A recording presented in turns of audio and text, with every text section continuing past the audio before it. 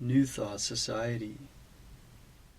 Education is the most powerful weapon which you can use to change the world. Nelson Mandela.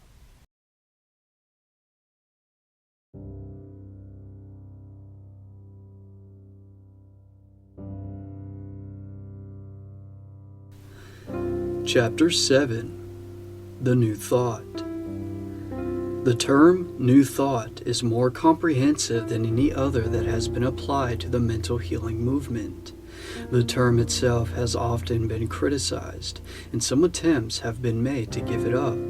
It has come to stay, however, and may well be accepted in the widely representative sense in which it is at present employed. Like other terms, it had a natural history implying changes in human interests. From the first, the mental healing movement was a protest against old beliefs and methods, particularly the old school medical practice and the old theology. Quimby set the example in this direction, and his followers continued the protest. Evans believed that Swedenborg was the messenger of a new age, and he saw in Quimby's teaching an expression of a new spiritual philosophy of life, resembling Swedenborg's doctrine on its practical side. Later, he emphasized the rebirth of idealism as an expression of the new age, pointing out the need for a new mode of thought. Another devotee of Swedenborg, Dr. Holcomb, was the first writer in the mental science period to employ the term New Thought, capitalized, to designate the new teaching in the sense in which the term is now used. In his pamphlet, Condensed Thoughts About Christian Science, 1889, Dr. Holcomb says, quote, "New thought always excites combat in the mind with old thought, which refuses to retire." End quote. There is no line of demarcation, then, between the earlier terms and New Thought. Nor can one say that mental science abruptly ceases and New Thought begins. After 1890, devotees of mental healing acquired the habit of speaking of the new teaching as this thought, in contrast with the old theology. Thus, in time, the term came into vogue in place of mental science, and writers like Dr. Holcomb began to give up using the term Christian Science when they wished to show that they did not mean Eddyism. Then in 1894, the name New Thought was chosen as the title of a little magazine devoted to mental healing, published in Melrose, Massachusetts. The term became current in Boston through the organization of the Metaphysical Club in 1895. At about the same time, it was used by Mr. C.B. Patterson in his magazine, Mind, New York, and in the titles of two of his books, New Thought Essays and What is the New Thought. Henry Wood also used the term in the title of his New Thought Simplified. Later, a magazine bearing the name New Thought was issued in Chicago. W. W. Atkinson also gave popularity to the term in his New Thought magazine, since named Advanced Thought.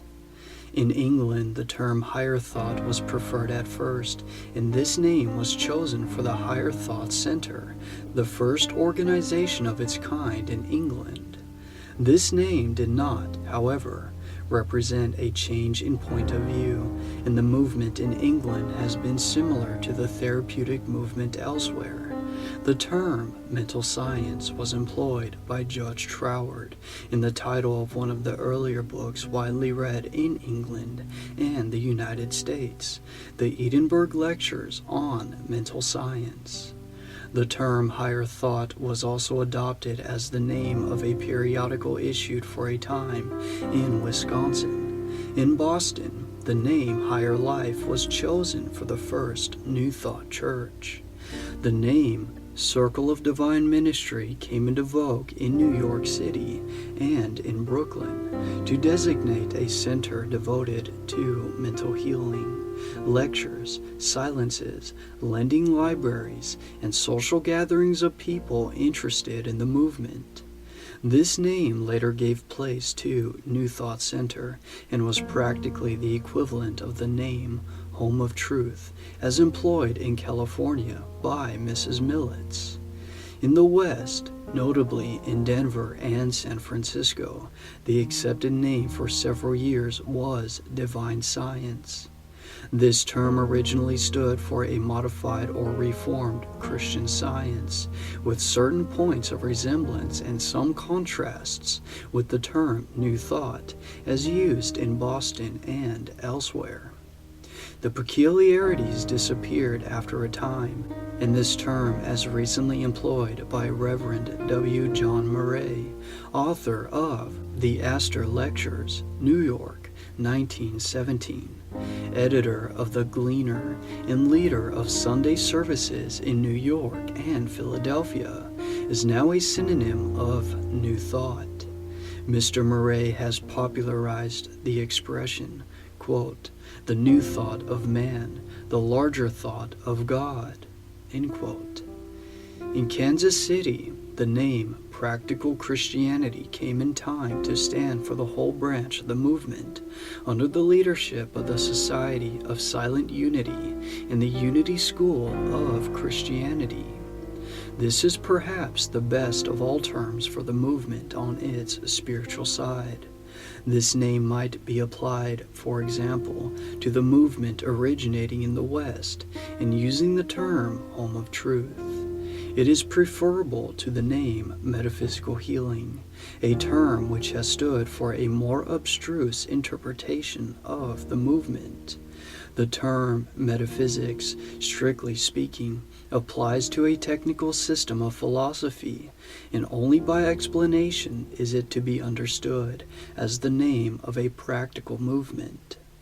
By common consent, the term New Thought has been more and more used to designate the entire mental healing movement, including those phases of it, such as practical Christianity in Kansas City, to which the term was not originally applied, and even though objections to the term have been made, by the term New Thought, therefore, we understand all phases of the mental healing movement, including, quote, Reformed Christian Science, end quote, and Divine Science. The early writers and teachers looked to the same sources as those of the mental science period. Some began with Christian Science, then branched out freely, adopting their own terms and teaching classes. Their students in turn began to teach and to found little centers of their own. In the course of time, teachers and students tended in the common direction since known as New Thought, and so unity came about. Others owed their impetus to a mental science healer and the reading of books on mental science and Prentice Mulford's pamphlets. A common idealistic basis was later discovered through acquaintance with leaders who had reacted against Christian Science, and so again there was a tendency towards unity. The newer writers were not ordinarily so well informed as Mr. Evans and Mr. Burroughs, and they did not indicate the sources of their ideas. Thus it became customary for any writer to set forth the new thought as he apprehended it, without reference to mental science and its forerunners. This neglect of the courtesy usually shown by one writer to another may be explained by the fact that these writers wished to avoid any special claims, such as those put forward by the author of Science and Health, and because it was generally believed that anyone could develop the therapeutic ideas for himself. As a result, however, it is difficult to give the natural history of books on the new thought. The reader is often left with the impression that the author claims to have discovered all the contents of his book. The general public is sometimes mystified, too. Thus, when the death of Mr. Patterson occurred, the New York papers referred to him as, quote, quote, the founder of the New Thought movement in America, end quote. Although his work did not begin until 1887, and although he shared with others his pioneer work in Hartford in New York.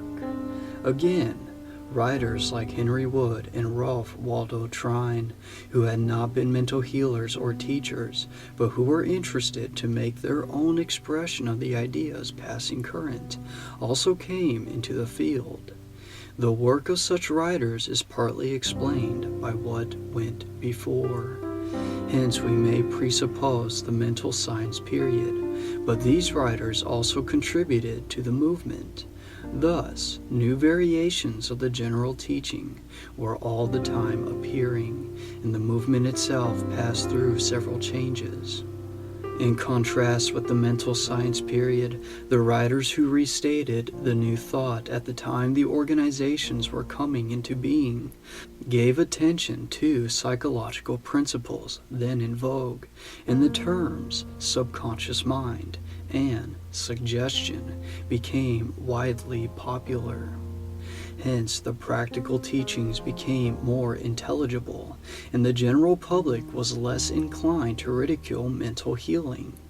More effort was made to trace out the psychological factors of the silent treatment. More use was made of the idea of affirmations and denials adopted for the sake of making the general principles directly practical. Thus, suggestion or affirmation came to be recognized as the common factor in all types of mental healing. There was still a tendency to use rather abstruse terminology borrowed from Christian Science or developed by the early leaders of divine science. Thus, God was still referred to impersonally as principle, and vague statements were made concerning the identity of God with all being. Statements which, if taken literally, imply pantheism or mysticism. This habit grew out of the effort to formulate a science of sciences, or science of being, to take the place of Christian Science. It fostered speculation and implied an aloofness from the world of fact, a tendency to overlook the lessons of experience. The affirmations or suggestions were often based on this metaphysical science, instead of on the concrete principles of the Christian life. Although the teachers of this type of mental healing theory frequently quoted the Bible and interpreted it in Sunday school lessons, and made no use of the directly practical clue to the quote, science of life and happiness, end quote, which Mr. Quimby saw in the teachings of Jesus. But this tendency to abstractions has been waning. The practical values of New Thought have survived, and in time the abstruse, quote, science of being, end quote, will disappear. In contrast with the mental science period, there was also a strong tendency to individualism, which made it difficult to organize the New Thought as a national movement. This was partly due to the fact that some of the leaders emulated Mrs. Eddy and drew a little circle of followers around them, with their own magazines, their own books, and organizations, and partly to the fact that the New Thought was a protest against authority. The reaction had to be radical to be effective. Some of the leaders persisted in their radical independence to the end. Others yielded for the sake of cooperation in the promulgation of the general public. The effort to organize the movement as a whole was at one time almost halted by this individualism. But the radicalism was overcome. The National New Thought Alliance became duly recognized, and the harmonious national organization became international. Again, an element of optimism was introduced, this belief in the goodness of life. The emphasis on and quest for the good in all things was implicit in the movement from the beginning. But the newer writers brought out this faith more clearly and made optimism a prominent element of the new thought. The old thought was undeniably pessimistic. It dwelt on sin, emphasized the darkness and misery of the world, the distress, and the suffering. The new dwelt on life and light, pointing the way to the mastery of all sorrow and suffering. This optimism has since been one of the most characteristic features of the new thought. The quest for freedom also became more explicit. The old theology held man in bondage. Conventional society was in many respects an obstacle. Too much stress had been placed on heredity and environment. So the New Thought writers contended. Man is by divine purpose and his true human inheritance free. He must come forth and, quote, claim his freedom, end quote, the true freedom of his inner or spiritual nature. He should take his clue from the ideal, not from the actualities of his natural existence. He should rely on himself, develop his inner powers, believe in his own experiences and intuitions. This thought was frequently expressed in two periodicals widely popular at one time, Freedom, edited by Helen Wilmans, and Eleanor Kirk's Idea, edited by Mrs. Ames. A new emphasis was put on, quote, the law of attraction, end quote. It was pointed out that just as disease in its physical expression corresponds to the inner state which caused it, so in general, man's outward conditions express the inward life. The inner state was regarded as the center of attraction, drawing its like. To change or improve one's conditions, one must then change the inner center, adopt a different attitude, make other and better affirmations, look out on life with more optimistic expectations. This emphasis on inward attraction also implied the belief that what we attract we need, that what comes we should accept with the realization that it is for our good. This is another way of saying, quote, all is good, end quote. Implied in this principle of attraction and essentially one with it is the belief in mental attitudes as fundamental. One should become aware that life is to a large extent what we make it by our attitude toward it. Learning how we have generated our ills and created our misery, we should profit by the lesson, turn about, and adopt an attitude making for success. We should not only anticipate the good, look for success, a long and happy life, but actively adopt an attitude habitually making for health, freedom, prosperity. If we fail in life, our own attitude is at fault. When we succeed, it is because our attitude was affirmative. We may adopt whatever attitude we will. The future is in our hands, so the New Thought leaders assure us. Again, the word realization came into vogue to signify the method by which affirmations were to be made effective, that they might give an impetus to the subconscious mind, might generate an attitude making for success. To realize is not merely to repeat a formula, but to make it your own, enter into it vividly, dynamically, productively. To realize the value of an affirmation is to grasp the implied truth or law, to think it out, enter into its spirit, assimilate its life. This is partly accomplished through reasoning, partly through silence or meditation. To enter the silence thus became the favorite expression among disciples of the New Thought. To carry out the above principle is, in brief, to realize the superiority of the spirit over the flesh, to triumph over circumstance, agreeing with Emerson that, quote, the soul makes circumstance, end quote.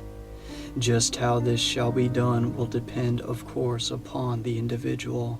If one starts with some of the abstractions mentioned above, one may try to demonstrate in a way at variance with fact and with the world. That is, one may try to affirm ideas which have no connection with reality.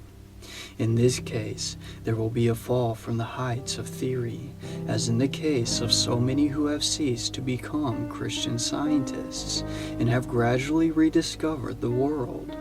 But if one starts with a given spiritual situation in which one is placed, interpreted in the light of what one believes to be the divine ideal, then one may learn that the process of triumphing over the flesh is already in operation.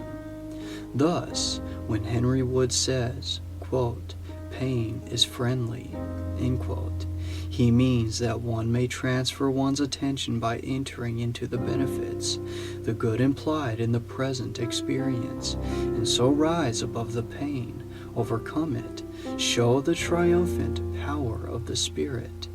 Very much depends, therefore, upon one's way of taking this endeavor to demonstrate over circumstance. Much also depends upon the conception of the inner or higher self, for the claims in its behalf depend upon the type of the individual making the affirmation.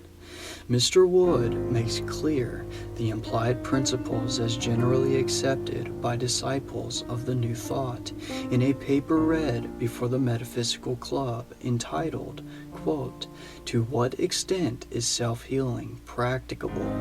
End quote. Mr. Wood says, quote, "A thought in any direction makes it easier for the next one to follow it, like a meadow brook. Thinking wears channels. When concentrated, it wears them rapidly. The nature of faith would be plainer if it were defined as the firm affirmation of ideas. We need not be discouraged if the resolving power of thought does not at once melt down the solidified walls of man-made limitation which ages have erected. It is everything to find the principle and make a start in the right direction. Every true mental healer will gladly welcome the time when all so recognize the divinity within that no aid from without is needed. He does not claim to heal except by helping to put the right occupant upon the throne. He helps his brother to help himself. He will tell you that normal healing is self-healing, or rather consists in the attainment of a condition where there is harmony with environment. The time is to be hastened when everyone shall know not only the objective Lord, but the divinity that is within him. The supreme healing consciousness is that of a felt oneness with the universal, omnipotent Spirit. What about practical exercises, and how shall one begin? Erect a mental gymnasium and utilize every silent and unoccupied hour, whether of day or night, when awake, in singing, in swinging the dumbbells of concentration upon high ideals. Affirm their presence now, though they are not yet in visible expression. Remember that thought leads and manifestation follows, so such an order is perfectly logical and scientific. Turn about and face physical sensation as a mental habit until it is measurably vanquished instead of tamely falling before it. The real fall of man consists in his servitude to his own morbid creations. Did God ever create disease? But even disorder and pain, when rightly interpreted, may be regarded as only specters that prowl in the basement of our own nature to drive us higher. Having shut the door of your unseen gymnasium against the outer world, in the name of your divine sonship, claim all good as present and filling you. Such a habit soon begins to color the everyday consciousness.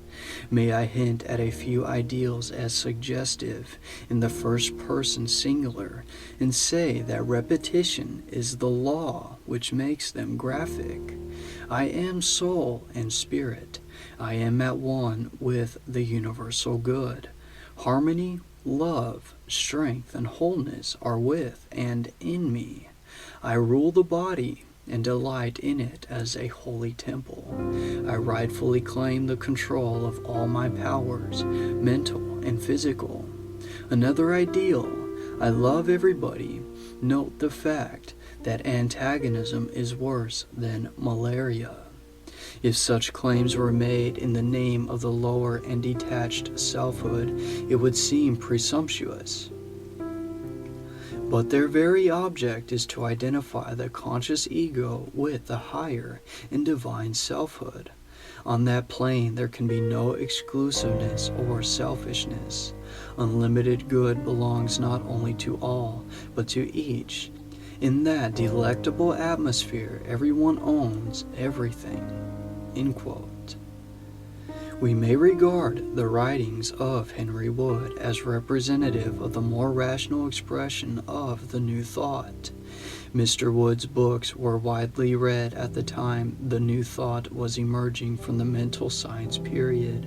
He was one of the first writers to take up the subject because of personal interest in mental healing, in contrast with the interest in the world of affairs. After a successful career in business in early life, Mr. Wood suffered from a nervous breakdown and was pronounced incurable by the best physicians. Treated with success by several mental healers, he became deeply interested in studying the implied principles and methods. Accordingly, he gave up other pursuits and devoted the remainder of his life, during 20 years, to spreading the new ideas by means of his books, and through the financial aid which he gave to the societies and publications devoted to mental healing. Mr. Wood may in fact be called the first New Thought philanthropist, saying, quote, "I have found something which the world needs, and I must give it out." End quote. He began to publish books on the subject shortly after he had proved the principles for himself. He gave his books very freely to libraries and to people who might perchance take an interest in them. He encouraged editors and publishers of magazines devoted to the subject by subscribing liberally and distributing copies of the newer periodicals. He also wrote a great many letters in answer to questions addressed to him by readers of his books, suggesting in each case that these inquirers try the new method for themselves. Mr. Wood worked actively in this kind of propagandism until his death, which occurred March 28, 1909. He was the first to take the lead in spreading the new ideas through publicity, in contrast with the work of healing and teaching classes, as carried on by leaders who had not felt the impulse to spread the movement and organize it. He was also the first to adopt fiction as an added means of reaching the public, and in his Edward Burton and Victor Serenus Stories with a Purpose, he tried to interest a much wider public in the new therapeutic ideas. To his efforts, more than to work of any other leader, may be attributed the success of the first New Thought organization in Boston. Mr. Wood was fond of saying that when the possibilities of mankind were in a measure realized, each man would be his own priest and physician. Deeply religious by nature, he lived according to his theory that the individual has a right to maintain priestly relations with his God without ministerial agency. Shortly before his death, in response to his wife's suggestion that he might possibly desire the presence of a clergyman, he said, quote, "I need no intermediary." End quote. His publishers say of him, quote, "He passed away as he had lived, honorably, reverently, and peacefully." End quote. Mr. R.C. Douglass, himself a New Thought leader, well acquainted with most of the leaders of the movement in recent years, says of him, quote, "Among New Thought writers he stands as a distinctively representative man, whose reasoning is always characterized by fairness and comes from a heart of integrity. Like a true philosopher, he is always dealing with principles. I have before me his book entitled The New Old Healing. Here he is dealing only with principles which underlie all spiritual healing, showing that health, happiness, and prosperity are the fruit of a well-balanced scientific mentality. He would have men understand that healing is merely the adjustment of the mentality to principles of truth. This is what constitutes a man a prophet. Most truly we live at the dawning of a philosophic age, and Henry Wood is a product heralding its coming. He makes it clear that the teachings of Jesus Christ and his wonderful healings rest on the fundamental basis of a spiritual philosophy. The clear province of the New Thought school of writers and teachers is not the abrogation of any Christian principles, but rather to give a better interpretation of those principles, consonant with truth, righteousness, and health. That man is a noble spiritual being may be set down as Mr. Wood's major premise." End quote. Mr. Wood did not claim originality for any of his views, but called the attention of his readers to their own resources, especially to intuition as the power of realizing the divine presence and attaining truth in one's own right. Most of the leading books on mental science were published before his Ideal Suggestion, Boston, 1894. And on these he was dependent to some extent, although using his own terms and putting the matter as it appealed directly to him. He once told me that the first great thought that came to him as a means of verifying the therapeutic principle for himself was the affirmation, quote, "God is here," end quote. That electrical sentence disclosed a new world for him.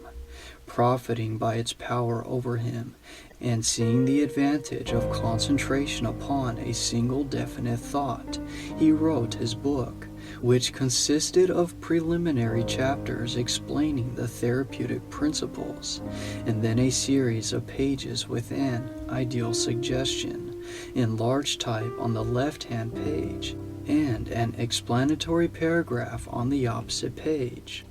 Quote, "God is here," end quote, was one of these affirmations. Quote, "Pain is friendly," end quote, another. Each was calculated to impress a helpful thought on the mind through silent realization or spiritual meditation. Later, Mr. Wood carried out the same idea by establishing a room under the auspices of the Metaphysical Club of Boston known as the Silence Room, where one could sit in quietness and confidence, contemplating a painting on the opposite wall symbolizing spiritual truth, with various ideal suggestions to be chosen by the devotee according to need. Mr. Wood brought forward his book on Ideal Suggestion at the opportune moment. Suggestion was becoming a magic word, soon to be very popular and to be adopted even by the scientific psychologists, always conservative when it is a question of any gift made by mental therapeutists. The word ideal was coming to have new significance in view of what Evans and other leaders in the mental science period had said. Mr. Wood happily combined the two words and gave the New Thought a more definite turn. In his New Thought Simplified, published several years later. Mr. Wood made further application of the same principle. The leaders of the Unity movement in Kansas City made great use of the same idea, and for many years an ideal suggestion has been printed on a page by itself in Unity. The custom of holding meetings for meditation at noon became general throughout the mental healing world. The writings of Emily Cady, especially Finding the Christ in Ourselves and Lessons in Truth, published by the Unity Group, Kansas City, should be mentioned as among the books most widely read when the New Thought was taking shape in its present form. Thought, later called Unity, and The Life, edited by A.B. Barton, Kansas City, were among the most widely read magazines. Mrs. Helen Van Anderson's The Right Knock and The Journal of a Live Woman belong with the influential books of that period. Among Mr. Whipple's books, The Philosophy of Mental Healing was best known. Mr. Trine's influence on the movement dates from the publication of his first book, What All the World's A-Seeking, 1896. It can hardly be said that the writers of this period were original in the sense of which originality is usually understood. Coming after the period when the mental healing ideas had begun to be popular and when the newer psychology was becoming widely known, their part was to restate mental science in their own way, to make it popular, and to show its application in manifold directions. Out of their efforts came the first organizations and the first churches. They were among the best of the New Thought leaders, and their work led the way to the national movement and the International New Thought Alliance. End of chapter.